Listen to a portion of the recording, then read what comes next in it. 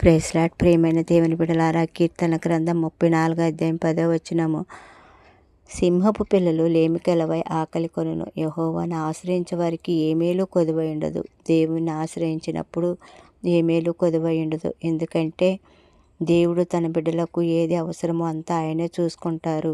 అడవిలో ఉన్న సింహపు పిల్లలకు ఒక్కొక్కసారి ఆహారం కొదువై ఆకలితో ఉంటాయి. కానీ నీవు నేను ఎప్పుడైతే ఆ తండ్రిని ఆశ్రయిస్తామో, తండ్రి నీవే దిక్కు, నాకు నా బిడ్డలకు ఎవరు లేరు అని ఆ తండ్రి పాదాల చెంతకు వెళ్ళినప్పుడు ఏ మేలు కొదువై ఉండదు.